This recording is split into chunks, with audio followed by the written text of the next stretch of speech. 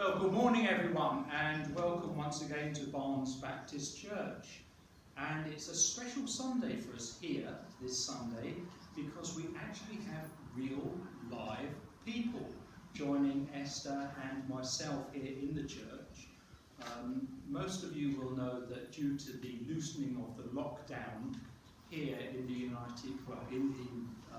England particularly, churches are now allowed to gather for worship, but we still have a number of restrictions and guidelines to follow. So if you're wondering why we don't, you'll hear some hymns, but if you're wondering why we don't sing, that's because we're not allowed to sing. We're asked not to sing. We also, at this time, have to more or less stay socially distanced, so people are here, yet apart, and we're unable at this time to actually celebrate the Lord's Supper. So if things still look a little strange or sound a little strange, that's the reason that lies behind it. But it is good to be here. It's particularly strange for me this morning because it looks like I'm addressing more a convention of bank robbers than actually a church, because we have masked people in the congregation. But we are once again so pleased to begin to get back to normality. Let us pray. Our gracious Heavenly Father, we thank you for this day. Thank you, Lord, that we are able to come together once again. We thank you, Lord, for those who've made the journey to be here with us physically this day, and thank you for those who are joining us from other parts of the United Kingdom and from around the world in this time of worship. We thank you, Lord, that wherever we are, whatever our situation, we come together as the one church. And we thank you, Lord, that you unite us. We are, wherever we are, in your presence. Bless this time, we ask, in the name of Jesus. May we know forgiveness for our failings. May we know your filling of our spirits, Lord, with your Spirit. Help us, lead us to worship, and live the life we're called to live in Jesus Christ, I pray. Amen. We begin listening to the hymn, Jesus the Name High Over All.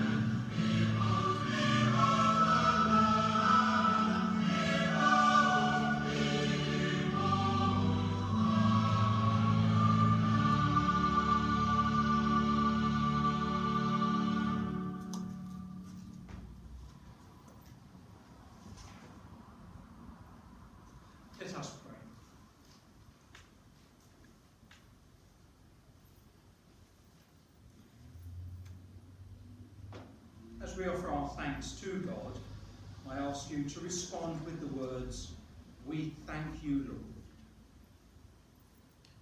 Let us give thanks to God our Father for all his gifts so freely bestowed upon us, for the beauty and wonder of the creation, earth, sky and sea. We thank you, Lord. We thank you, Lord. For all that is gracious in the lives of men and women, revealing the image of Christ. We thank you, Lord. We thank you, Lord. For our daily food and drink, our homes and families and our friends. We thank you, Lord. We thank you, Lord. For minds to think and hearts to love and hands to serve. We thank you, Lord. We thank you, Lord. For health and strength to work and leisure to rest and play. We thank you, Lord. For the brave and courageous who are patient in suffering and faithful in adversity. We thank you, Lord. We thank you, Lord. For all valiant seekers after truth, liberty and justice. We thank you, Lord. We thank you, Lord. For the communion of saints in all times and places. We thank you, Lord. We thank you, Lord. And above all, we give you thanks for the great mercies and promises given to us in Christ Jesus our Lord, who taught us when we pray to say, "Our Father, who art in heaven, hallowed be thy name. Thy kingdom come, thy will be done, on earth as it is in heaven. Give us this day our daily bread, and forgive us our trespasses, as we forgive those who trespass against us. And lead us not into temptation, but deliver us from evil. For thine is the kingdom, the power and the glory, forever and ever. Amen. Esther's going to come up here now and share with us the church notices for the week and then lead us in prayer.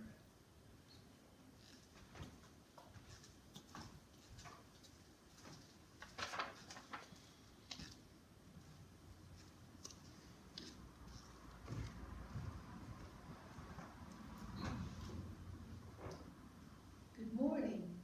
Good morning. It's good to see people now. It normally was just me and you and we're talking to empty chairs, but now, praise God for everyone is here. And hopefully more people will come. And for our notices, we are still doing our evening prayer time every day. And there are some suggestions how to improve it. But I'll give that to you, or whatever is the chosen suggestion that we will do. So if you have more suggestions as to how we carry on with it, let me know. And also on Wednesday, if you can make it, is it at 7:45? 8 o'clock. We will be meeting here at the church. So socially distanced, of course. So we will have our sharing time. What have you been up to in the last 3 months or so? And it would be good to hear the blessings from everybody. Thank you. And shall we come to the Lord in prayer?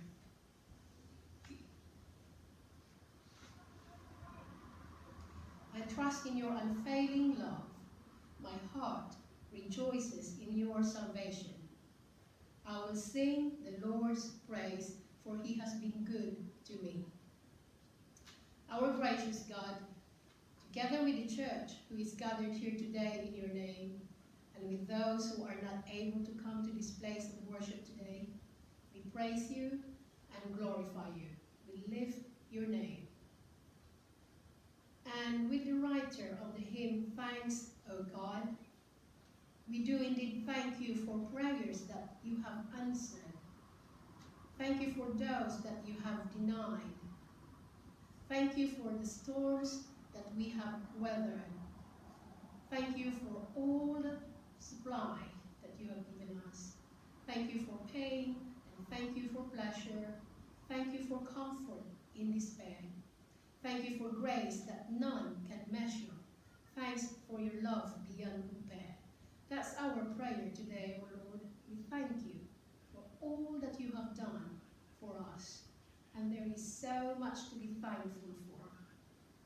And for a few moments of silence, we would like to give our thanksgiving to God as well.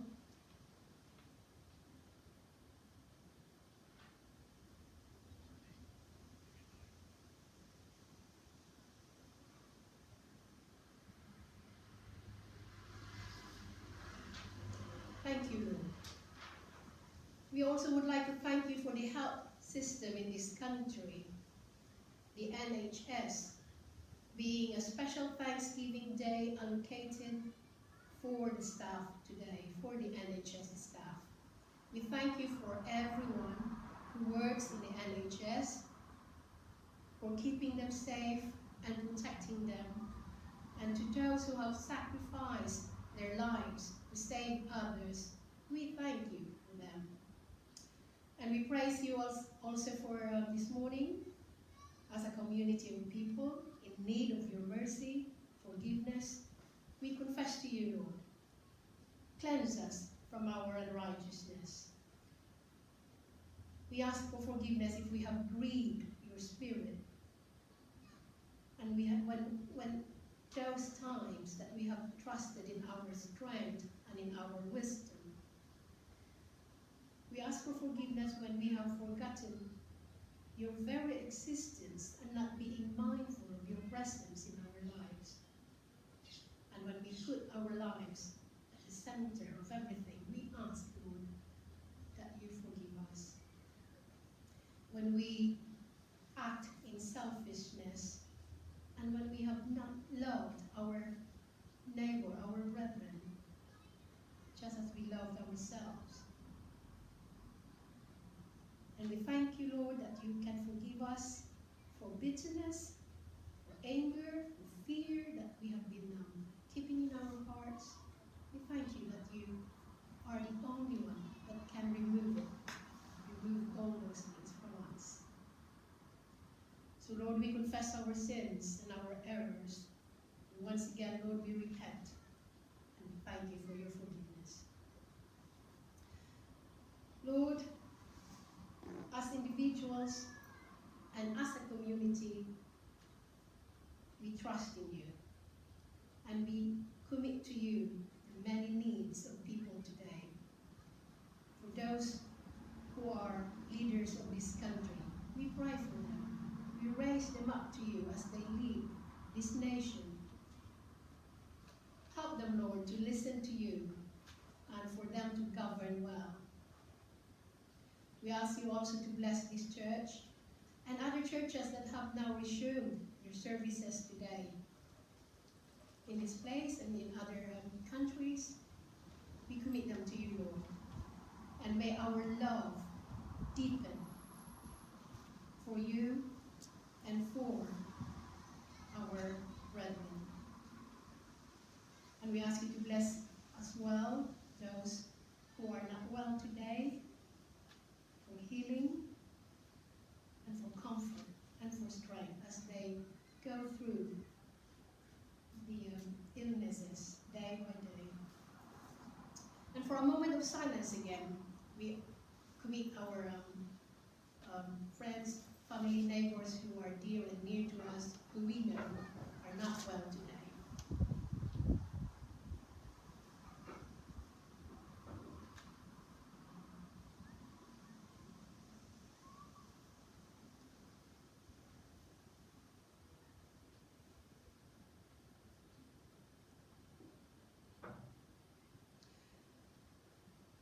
Grant joy to those who are grieving and hurting this morning. Lay a heavy hand on those who need to feel your presence today, that you are with them, that you walk with them, whatever they are going through. And bring conviction to the prideful and elevate the humble among us.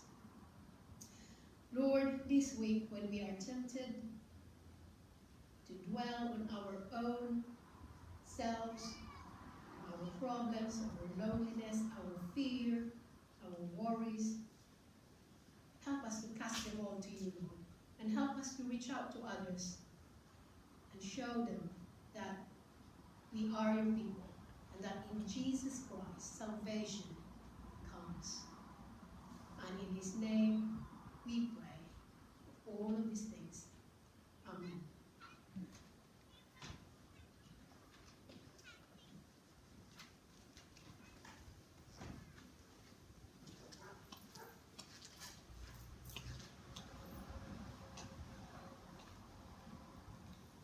You'll certainly know the next hymn.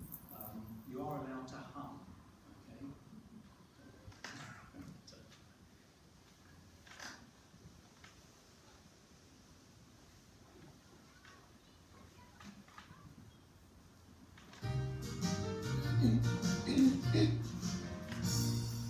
I was sinking deep and sin, far from the peaceful shore.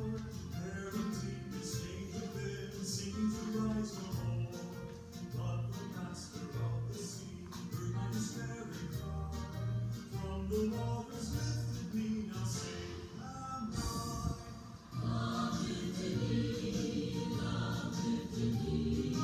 I have nothing else to help. Love lifted me, love lifted me, love lifted me. When nothing else could help, love lifted me. All my heart to Him I give, ever to Him I cling. In His blessed presence live, ever His grace to see. Love so mighty and so true, there is my soul's best songs. Faithful loving service due to Him belongs. Love lifted me, love lifted me. When nothing else could help, love lifted me. Love lifted me, love lifted me. When nothing else could help, love lifted me. Souls and things who look above, Jesus can make this face. He will lift you by His love out of the angry waves. He's the master of the sea, wills His will obey. He, your Savior, wants to be saved today. Love lifted me, love lifted me. When nothing else could help, love lifted me. Love lifted me, love lifted me. When nothing else could help, love lifted me.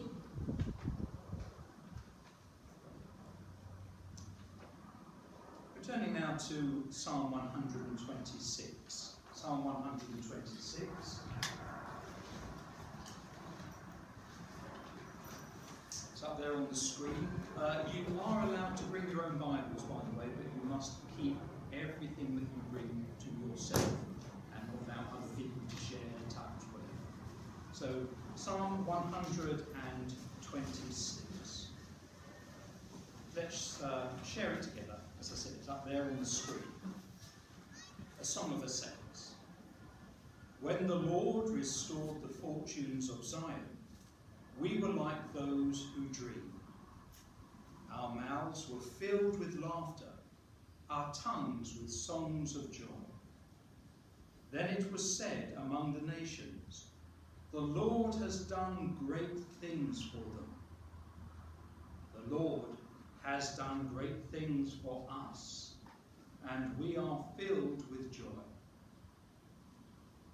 Restore our fortunes, Lord, like streams in the Negev. Those who sow with tears will reap with songs of joy. Those who go out weeping, carrying seed to sow, will return with songs of joy, carrying sheaves with them. One of the advantages of not being able to sing is that perhaps it helps us to concentrate a little more on what we usually sing, taking more notice quite often of the music than we do of the words. But have a look at the words of this next hymn we're going to listen to. It's probably not known to many of you, but nevertheless has profound things to say. Sometimes a light surprises.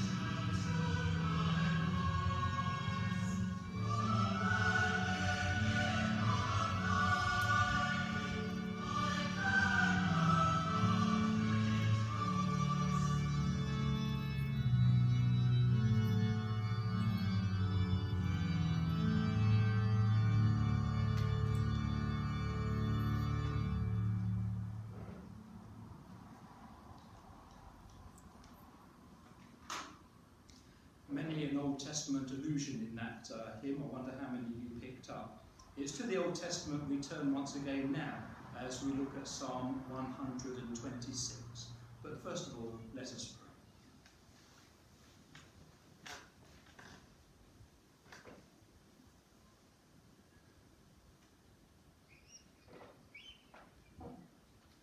Lord, we thank you that we are able to gather once again, and we pray, Lord, that you will help us to make the most of our time together as we've come to worship once again, to look at your word, to be with one another, to encourage and share. Lord, thank you for your goodness to us, and thank you, Lord, that you will certainly see us individually and as a church through this time of trouble. We thank you in Jesus' name. Amen. Well, it is good to be back, isn't it? It is good to be back and to see some, well, all these familiar faces, to return, as it were, from exile.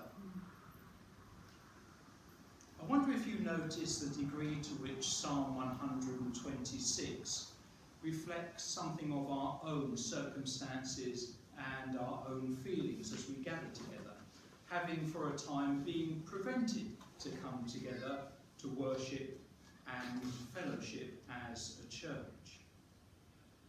Well, as for the singers of that psalm, so for us, it's a time for rejoicing, but rejoicing somewhat muted by the fact that all is not yet right. There is still so much uncertainty.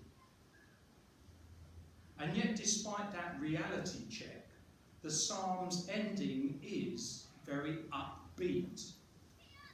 Upbeat because the psalmist, like you and me, knows that our God is faithful.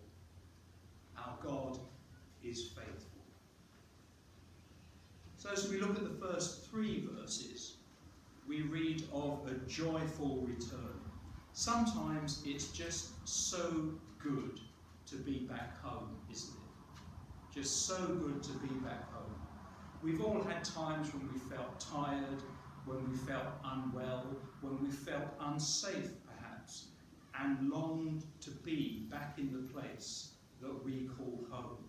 The place where we feel safe, the place where we feel secure, the place where we can rest, the place we feel we belong. And sometimes home isn't just a house. Sometimes home is a town, a city, or even a country. It's the place that we identify with, the place we feel we belong, the place that has that special hold on our heart. And to be away from home can, for many reasons, be an unsettling experience.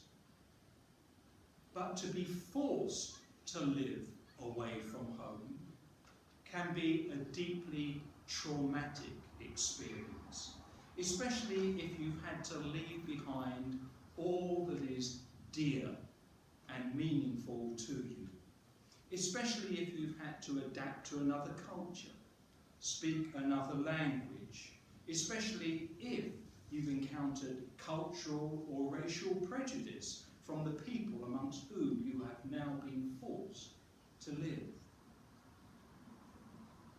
Well, so it had been for the people of Israel. Theirs had been a long enforced exile in Babylon. There they had lived for over 40 years, subjects, victims of the superpower of the Middle East. Babylon, who had conquered their land, who had destroyed their city. Babylon, who had slaughtered countless thousands of Jews, looted the temple and dragged them off into exile, far, far away from home. And there they had settled down to live. Some had made the most of it and gone native, but most longed to go home, and lived in the hope that prophets like Jeremiah and Ezekiel proclaimed that the day would come when God would surely take them back to Israel, back to Jerusalem. So you can well understand, can't you, the joy, the exultation of the former captives when that memorable day came. Verse 1, we were like men who dreamed. We were like men who dreamed. Was it real? Was it really happening? Are we really here? Are we really home at last? Well, how well the psalmist remembered those heady days. Verse 2, our tongues were filled with laughter, our tongues with songs of joy. against all the odds, they were back in Jerusalem, back in Zion. God had indeed proved faithful. And surely it was God, and he alone, that could have brought about such a thing. Babylon had fallen so suddenly, and the new king of the new superpower, the Medo-Persian Empire, Cyrus, had looked with favour upon the Jews and had allowed them to return home. An unwarranted act of favour that bore testimony even to the other nations, verses 2 and 3. Then was it said among the nations, the Lord has done great things for them.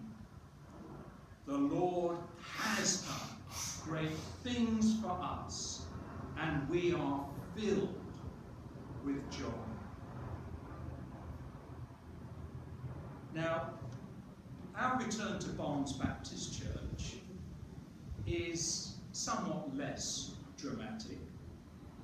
Nevertheless, we return as a people who had also been forced into exile.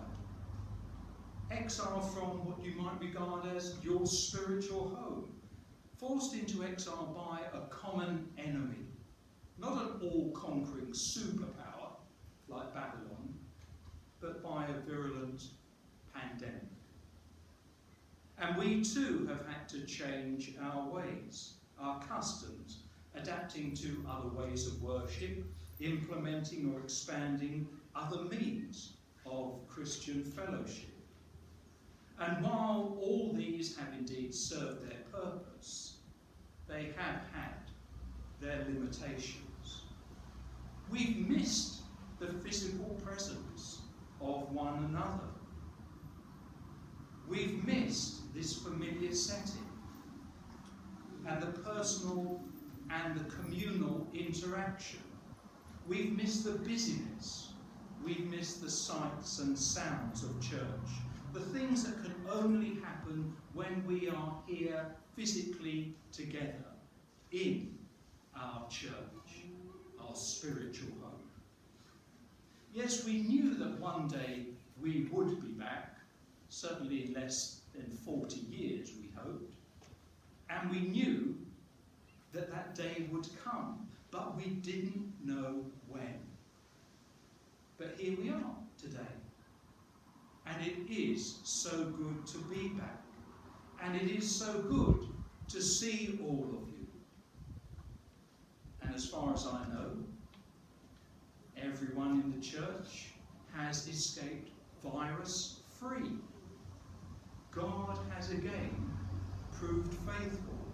The Lord, verse 3, has done great things for us, and we are filled with joy. But then in verse 4 of the psalm, reality hits home. Because sometimes returning home can be something of a challenge, even a traumatic experience. Many of the Jews who'd been exiled to Babylon had in fact died there. And many of those who returned to Jerusalem would have known of the city only through the description of the older generations. Stories told, reminiscences shared. And others' last sight of Jerusalem would have been as a smouldering corpse strewn ruin as the Babylonians led them away. But still, what a shock it was, and what a disappointment on their return to look around and see what they had seen, and to see the work of rebuilding, the ruinous site, the work that had to be done to get Jerusalem back to the city they had known, if that was indeed possible. Even in this psalm of thanksgiving and praise, the disappointment and discouragement is palpable. Verse 4, Restore our fortunes, O Lord. And the psalmist goes on to speak in verse 5 onwards of tears and of weeping. Well, it seems that the early excitement and enthusiasm of their return from exile had waned, as reality had hit home. Being back was one thing, but getting things back to what they had been, back to the Jerusalem they had known or had been told about or dreamed about, was something very, very different. Now, some people would have seen that as a challenge. Some would just live and make do with things as they were. Others would just be too despondent to go on. And I wonder what your thoughts are as you come back here today, as you sit here in Barnes Baptist Church once again after 14, 15 weeks.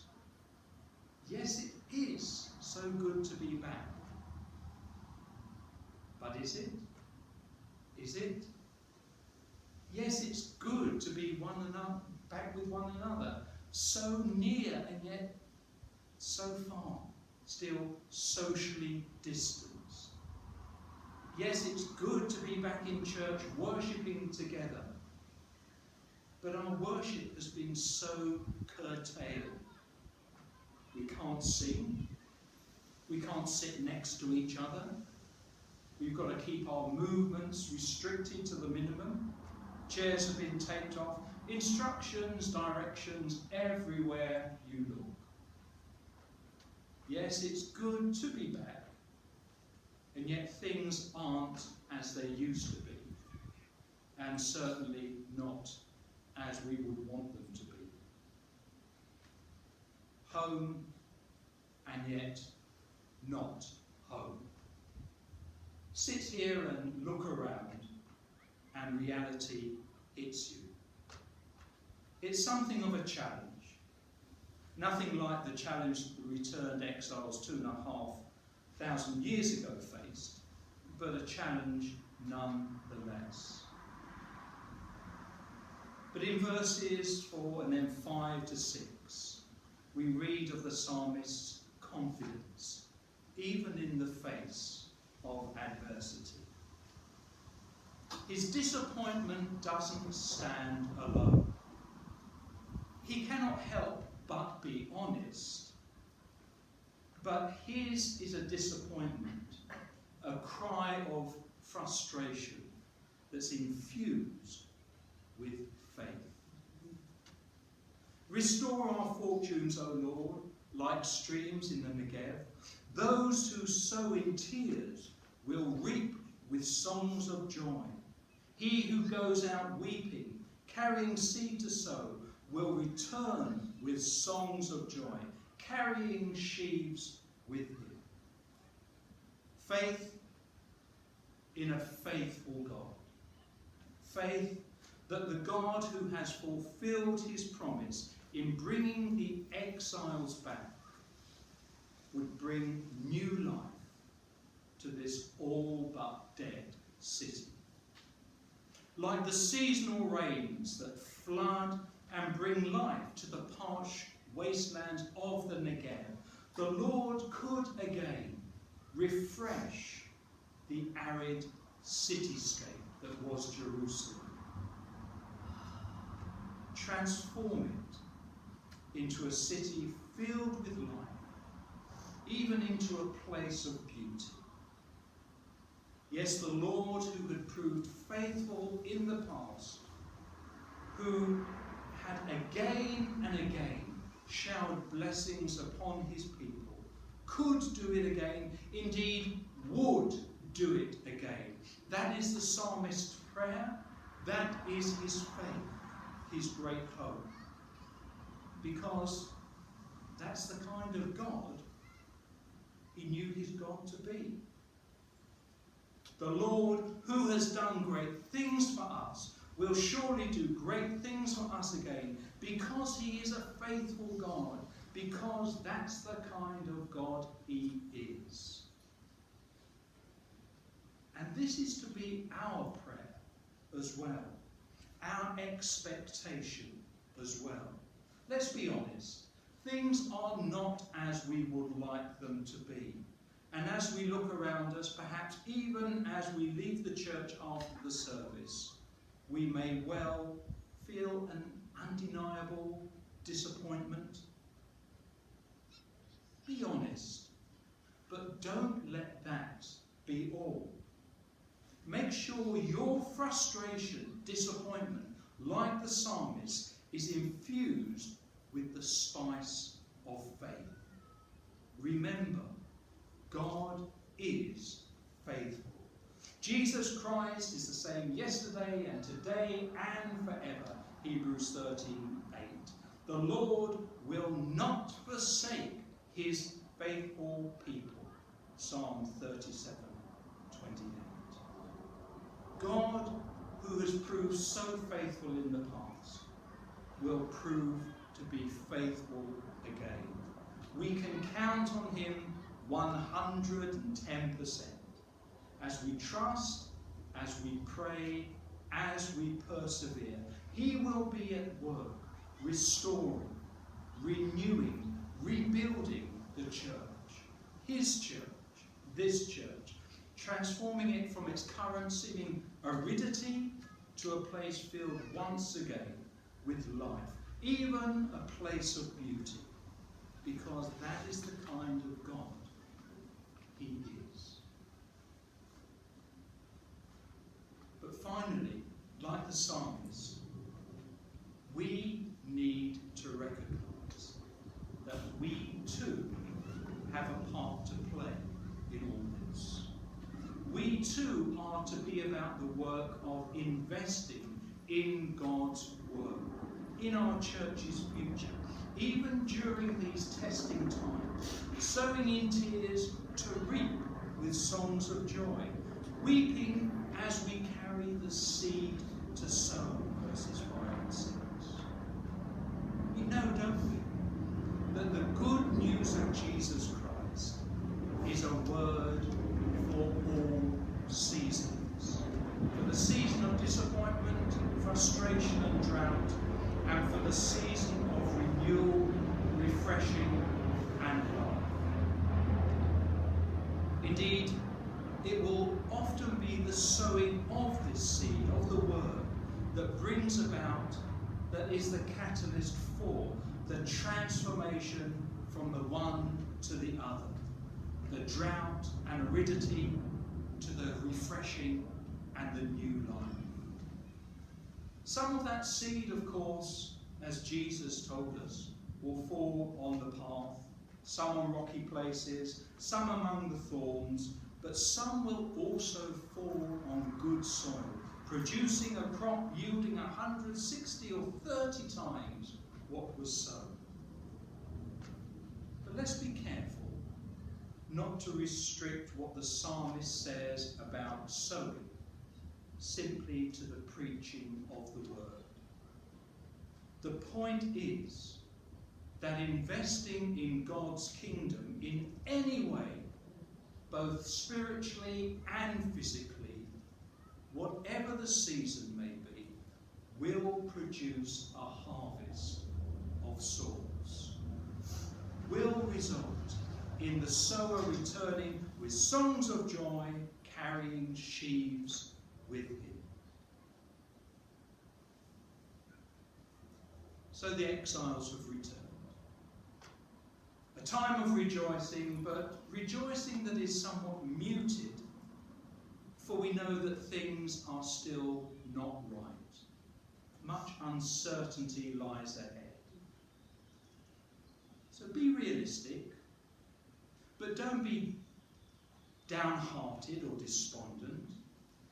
Lift up your hearts and your prayers to our faithful God, for he has done great things for us in the past, and he will do so again. That's the kind of God he is. Let's keep him centred. Trust him, pray. Let's play our part and he will surely restore our fortunes, build his church, bring back all who are still in exile, and more. Fill our maskless mouths with laughter, and once again release our tongues to sing aloud with songs of joy. Let us pray.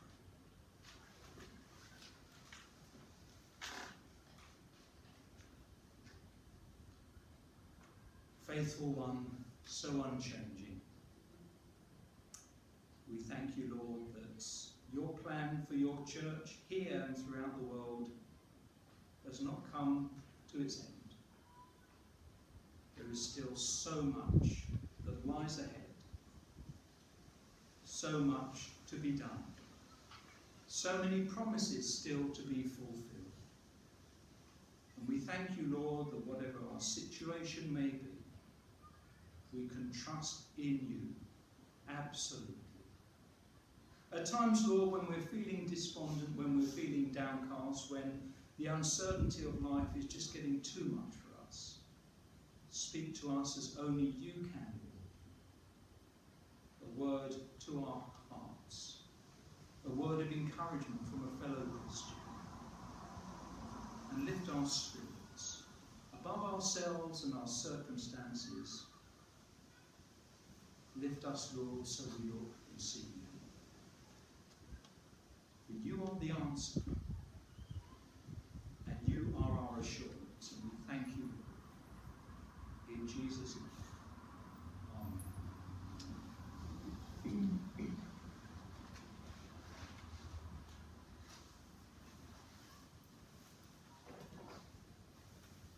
We close listening to, once again, another very well-known